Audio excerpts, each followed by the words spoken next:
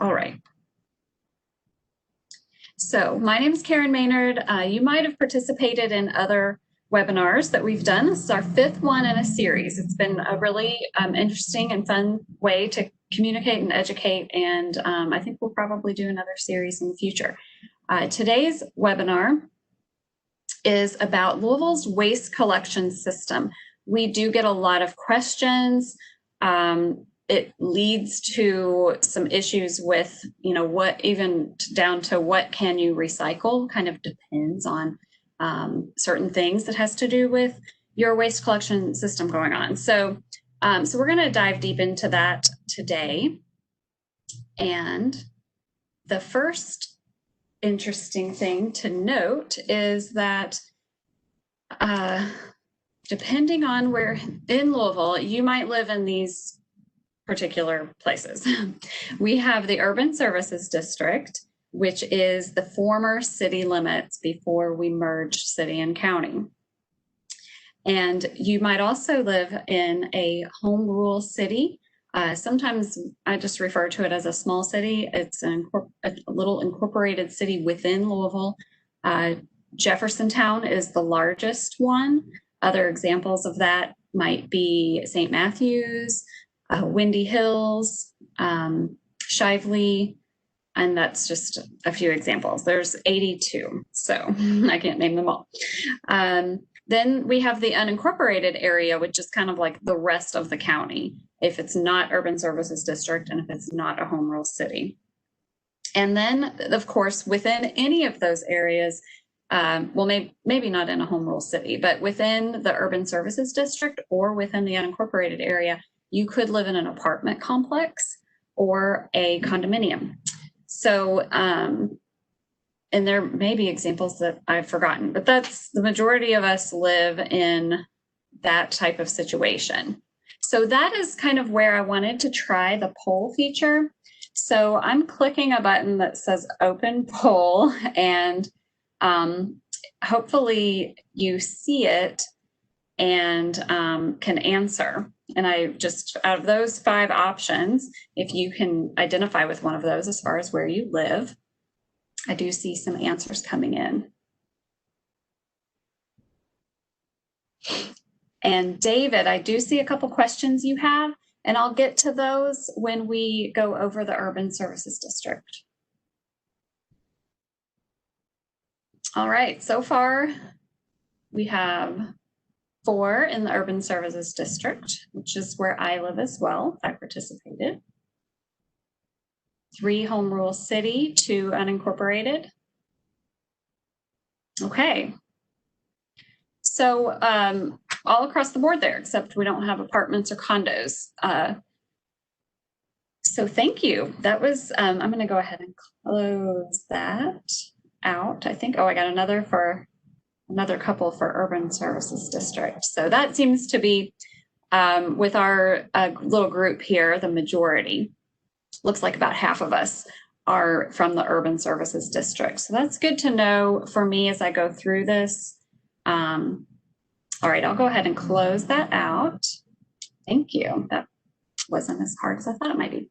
Okay, so before I get into each of those a little more in detail, I do want to share this with you.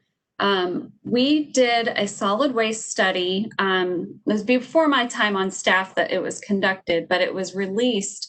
It was conducted around 2016, I believe, but it didn't actually get released to the public until 2018. So it is on our website. It is a very lengthy document. Every once in a while, I will use some of the charts and some of the information as part of my education. And today I chose this chart just so you could kind of see how the county is split up. Those multifamily housing that we kind of mentioned aren't in this little pie chart, but generally you can see the unincorporated area and the Urban Services District have a similar number of households, and then a smaller portion is the incorporated cities. So when we are talking to residents, that's kind of how it's laid out. So let's start here with the Urban Services District. Basically, our city, if you're in the Urban Services District, it is the former city limits. You still receive the city waste collection services that were already provided before the merge happened.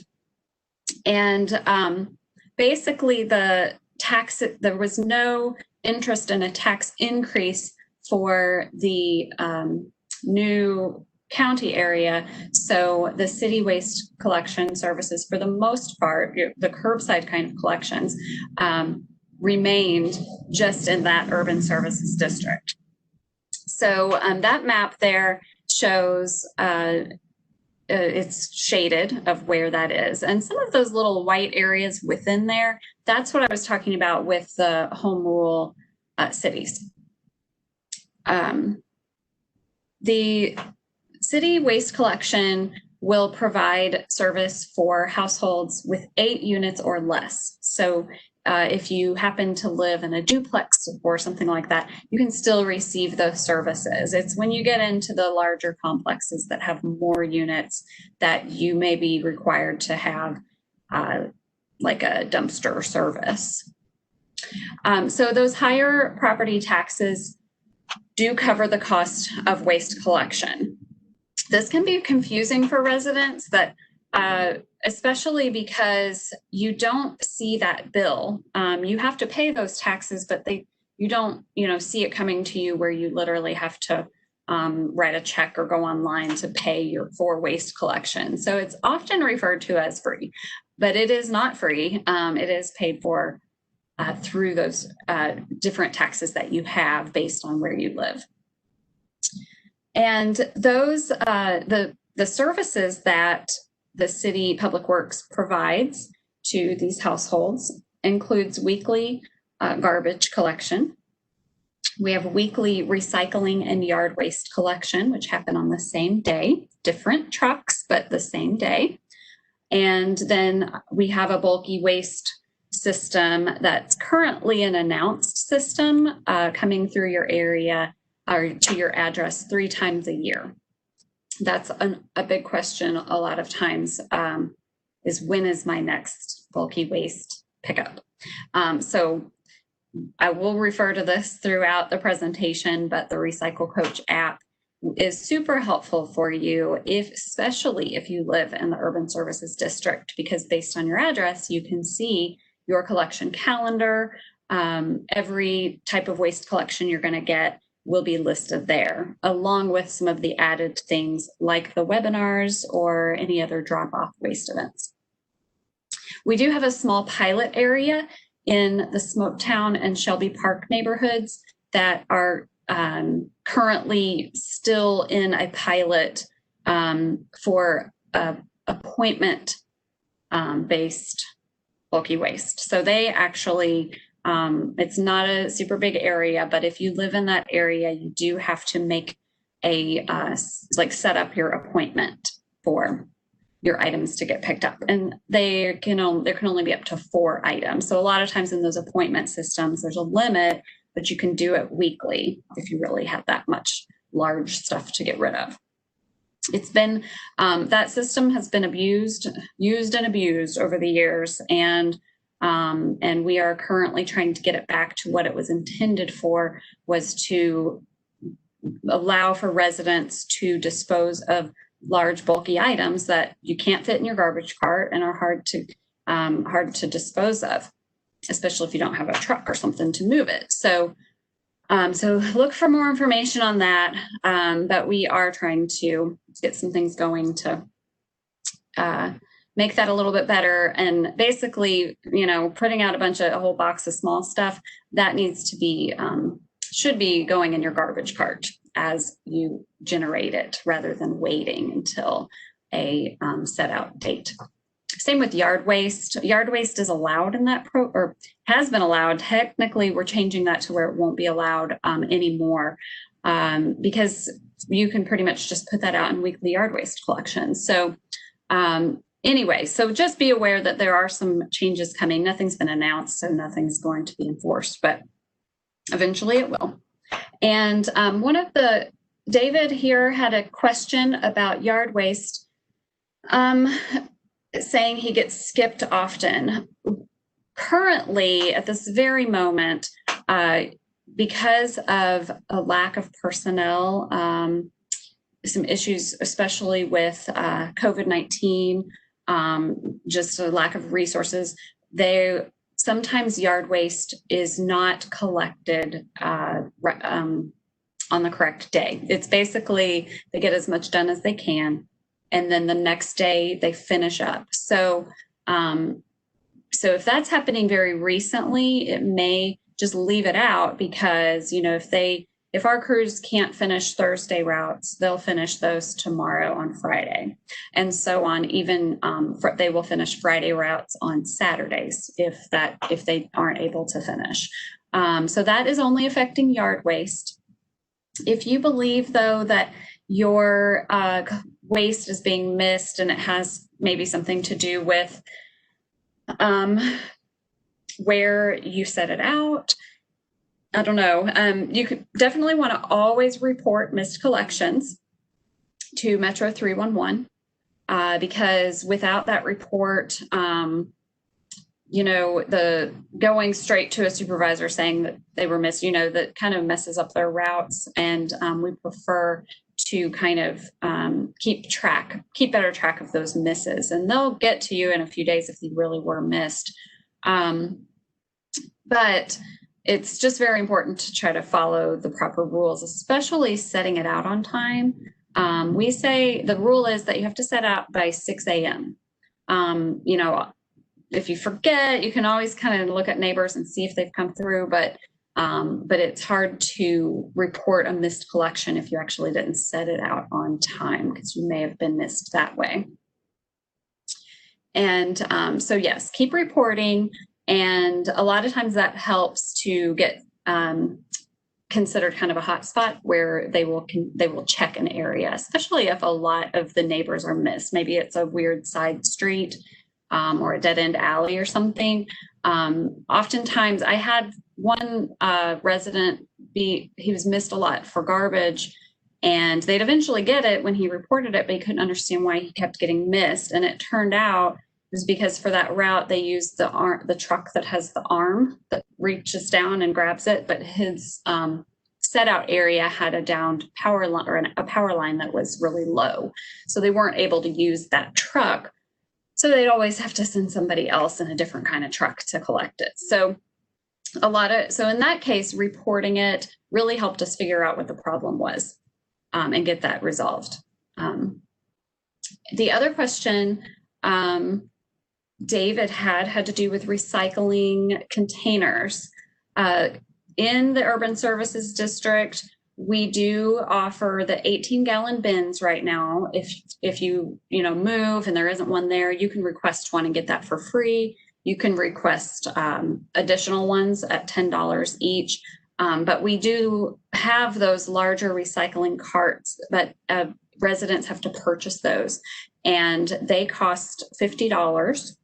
It's a one-time cost, of course, and then you just continue to use it. That's for the 95-gallon. There is a 65-gallon option that costs $45 if for some reason you don't have much space or just think you would rather have a smaller one. And you may want to check with your council person. We have 5 council districts that offer a discount. They'll pay $25 of the fee.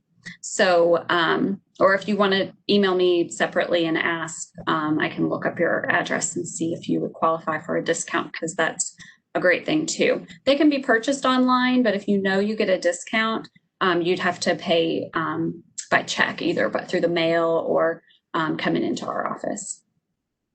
All right, so I think that's it about the Urban Services District. Since we did have several people from there, feel free to keep posting questions if you do have any about that, about waste collection in that particular area.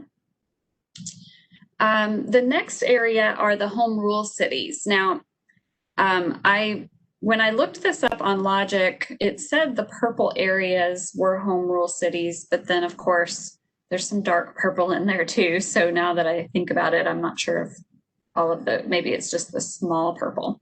But anyway, there are 82 home rule cities within Louisville, and they're considered different classes based on the number of residents. So like I said, J-Town is the largest, and it's considered a second-class city. So Louisville is a first-class city, and on down to the sixth-class city if it has much fewer residents. So we do have some of those small cities don't have very many residents at all. But each of those areas subscribes to a waste hauling company. So I don't know, I think that they would pay for that through their property taxes in that city. Or if for some reason it's more set up as a contract, it may be paid for in a different way. But nonetheless, and living in a small home rule city, you're going to have waste collection that is not taken care of by city waste collection. It's taken care of by a private hauler. Shively, I did make a note here. Shively has its own waste hauling staff and equipment. So that's just a little anomaly, home rule city there. And I have, let's see, Windy Hills is an example of a home rule city that did not have recycling as part of their contract, but they had residents that pushed for it, and I communicated with them and helped give them some resources to help pass out information about what you can recycle, and they set up a temporary service with one of the private waste haulers, or I guess it's the one that had their garbage, but they set it up temporarily as like a trial run to see if the residents would participate in recycling and do it right, and kind of, become educated about how to do it right. And they eventually started that contract permanently. So that was a success story because not all of those cities necessarily subscribe to the recycling. And we'll talk about that in a little bit as far as what other options you have if you happen to live where you don't have recycling as a curbside service. Okay. So the unincorporated area, I don't have a picture of that, but it's basically everywhere else. So if you're not in the urban services district or in one of those home rule cities, you're probably living in the unincorporated area. And in that case, you could possibly be part of a homeowners association contract, and maybe your waste collection is part of those fees. But otherwise, you are subscribing to a waste service on your own with a monthly bill or however they do it, every 3 months, a quarter bill. But it is you seeing that cost and writing, that check and, paying for that online, whatever. You do have a free choice of what company you choose to use, but prices do vary. My parents lived in the urban services district my whole life until recently moved to the unincorporated area, and they live on a very small street, and every day you can see a different house setting out their garbage with a different logo of waste hauler, and there's at least 4 different waste haulers on their street. So when they had to start contracting with a waste hauler, they called all of them and tried to figure out the best price. For those haulers, for a resident, on the resident's side, you have to have garbage collection service. It is the law in Jefferson County. It's mandatory that you subscribe or you're part of the service. So you have to get rid of your garbage. Oddly, not all counties in Kentucky have that rule. I didn't know that until recently. The other thing is no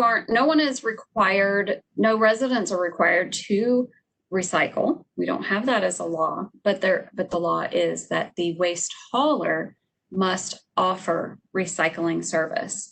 So if you, if you live in the unincorporated area and you need to shop around or you want to check prices, you can ask how much does it cost to add recycling to your bill. So there is going to be an added cost, but they have to offer it. That is the rule. And as I mentioned with like my parents' street, there can be multiple haulers on one street. Doesn't seem very efficient. That's something that the district is looking at as a part of trying to make things a little more efficient. That's tricky though. Okay. So that's the unincorporated area.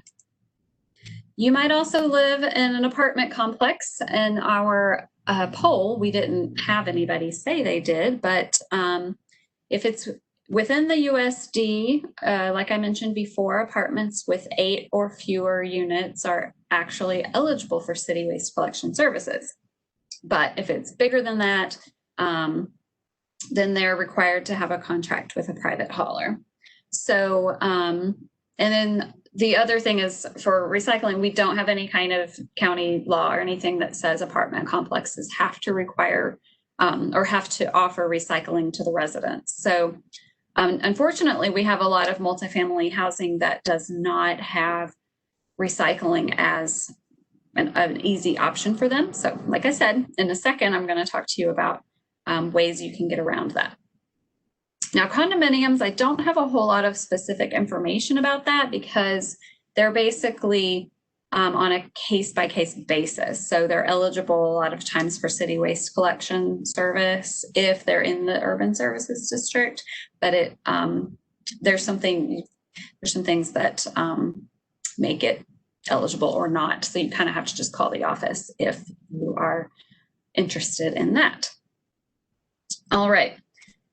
So the other thing that I want to talk to you about is where the waste goes.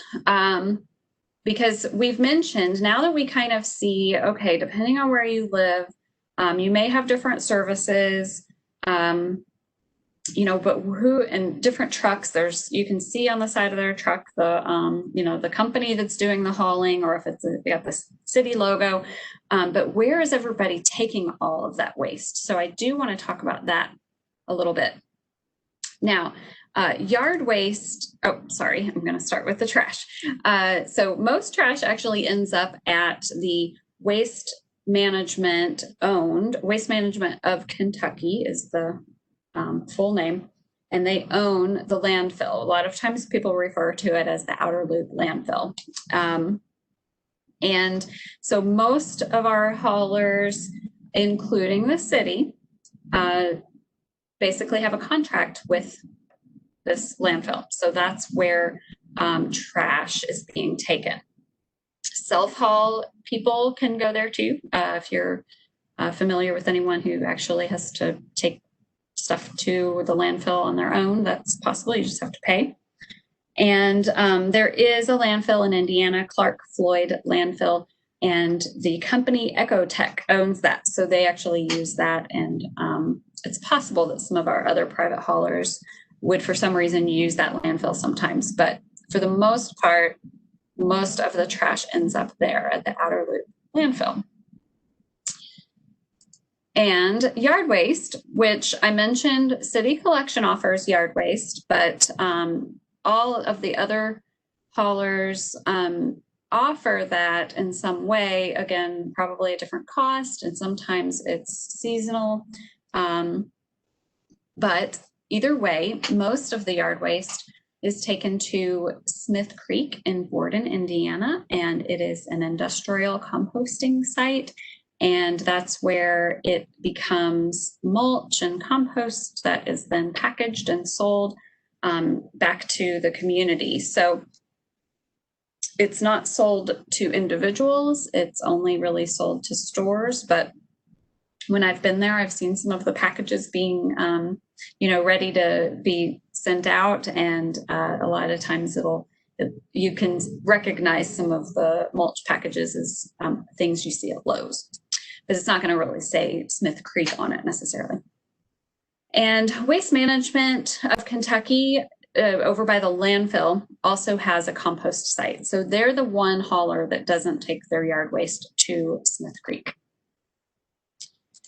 All right, and recycling, this is where if you've followed any of my No Waste Wednesday trivia or asked me any questions about if you can recycle certain things, a lot of times I mention Rumpke versus everyone else. So basically what's going on here is recycling is taken to a materials recovery facility, MRF, or we call it a MRF. And Louisville has one MRF, and it is West Rock Recycling. Now, Rumpke has a transfer station here, but they own a MRF in Cincinnati. So they actually they collect recycling from their customers, but that material is actually sorted in Cincinnati at their MRF that they own. And because it's in Cincinnati and it's a whole other company, they have, West Rock and Rumpke have different rules based on their different markets. And if they can sell, basically, recycling is being separated into the different material types and sold to manufacturers to make new things. If there's not a manufacturer that wants to buy that material, then they're probably not going to want to accept it. So, over time, a MRF has to decide what they're going to accept and keep contracts going with buyers. So Rumpke just has certain things that they don't take, and same with West Rock. There is maybe an example or two of things that West Rock doesn't take that Rumpke does. So all in all, they have different accepted items lists because of that. And so I do my best as far as putting information out for what's recyclable to kind of mention on certain items that if you have a different hauler than the city, then you may have a different, then it may not be accepted. But I'm really just referring to Rumpke as the hauler. So I think we had a few home rule city and a couple unincorporated people on the line here. So, if you have Rumpke, just focus more on their accepted items list that they have. And if you don't, if maybe you have Republic Services or Waste Management of Kentucky, you can follow anything that the city follows, because all of our recycling is all going to the same place, West Rock. And they're really the ones that make the rules because they're the ones that are processing the material. So hopefully that wasn't too confusing. So now I'd like to mention the recycling options you might have if you don't have curbside service. So now that you've kind of heard about all the possible ways that waste collection can work in the county, you or someone you may know might live in a place where it costs extra to recycle, or it's just not offered to you, like an apartment complex. So this is an important information to know. You can find on our website there this map, and it's just a little map that has some icons showing some different things here. Those blue recycling symbols are the self-service recycling drop-off locations, and the three green ones are the full service recycling drop-off locations. So I'm actually going to talk about the full service locations first, but I want you to just kind of see there is a blue one underneath my words there on that white circle. So there is one way out there, but they're spread out all throughout the county. So oftentimes you can find one that is convenient, at least to maybe somewhere you drive regularly on the way or something. Okay, so the full service recycling locations are actually staffed with people, And this is, I think this is Outer Loop, the one at the Outer Loop Government Center there. But anyway, when you drive through, originally, the idea was that you really didn't have to do much.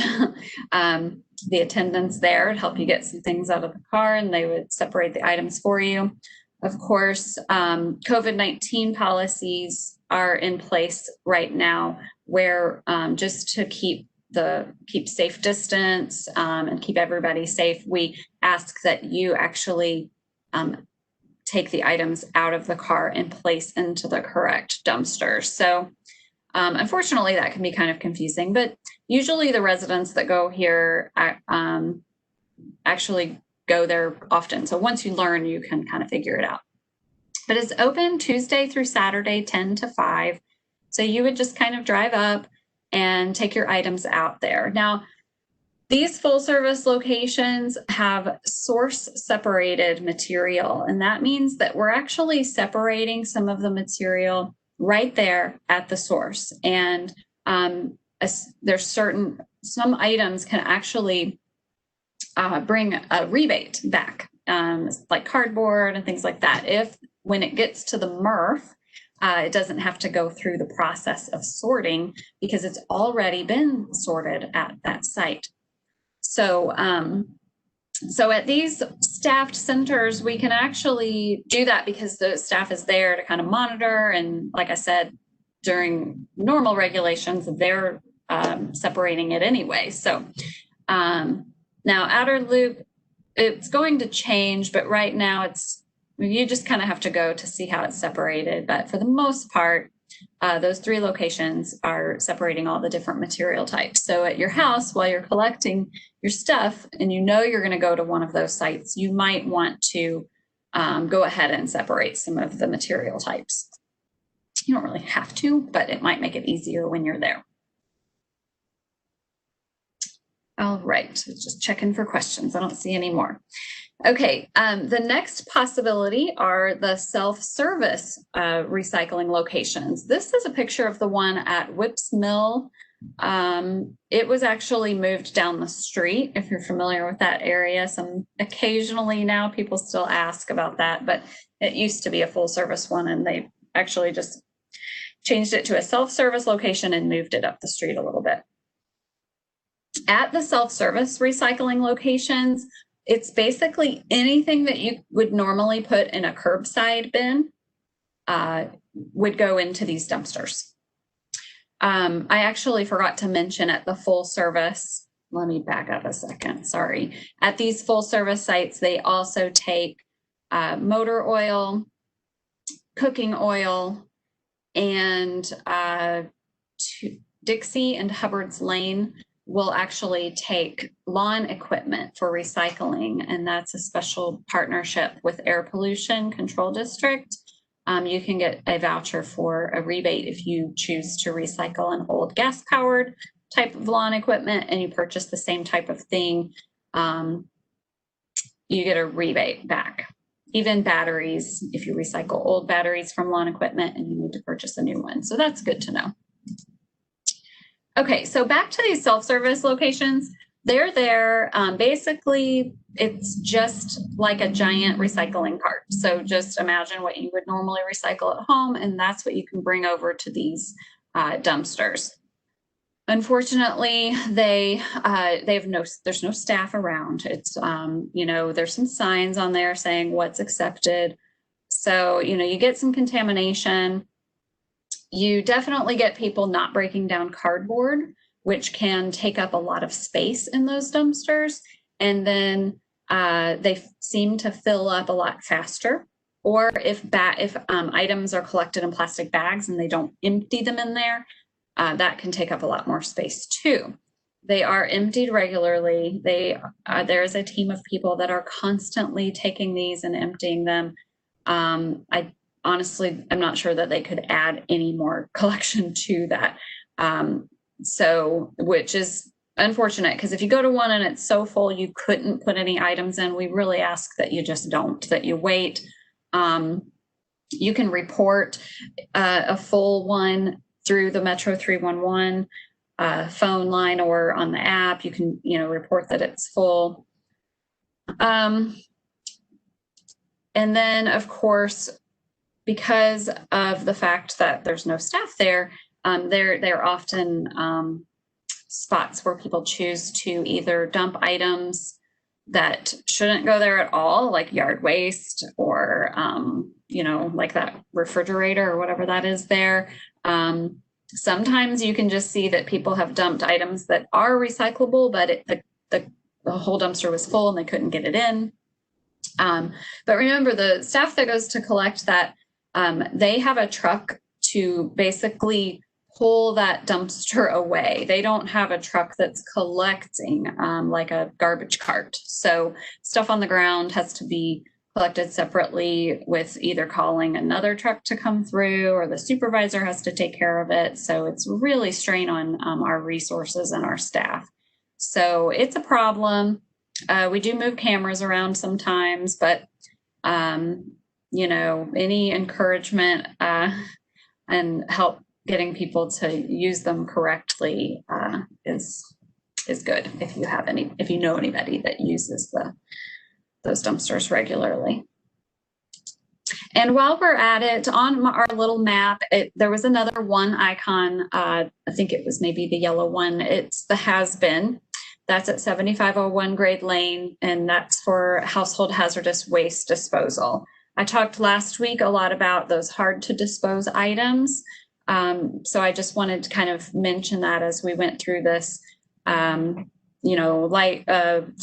light bulbs, old pesticides and things like that, you can dispose properly at the has-been. And that website is louisvilleky.gov/has-been to see a full list. And then, of course, the Waste Reduction Center was also shown on that map as a place to drop off certain things. We've got our electronics recycling there. You can drop off up to 3 items at a time. Up to 4 passenger tires can be dropped off there. Up to 3 large household items. Even if you have bulky waste collection, like through our announced system, but yours isn't for another month. If you have the ability, you can drop off some of those large items, like an old mattress or something. You can drop that off for free there. There is a fee-based drop-off as well. Construction debris, yard waste, shingles, or just large loads of just junk. So that's available. And I've mentioned throughout this a little bit about Recycle Coach, and I always have to plug that. So that's our app. And if you want to find out how to dispose of anything, we have the search tool on that app. You can use it on the desktop as well. If you don't like to have apps or if you don't have a smartphone, just go to that louisvilleky.gov/recyclecoach and you can just use it all there from your computer. And so type in any item, find out the best way to dispose of it here. And that's local information. So Louisville information.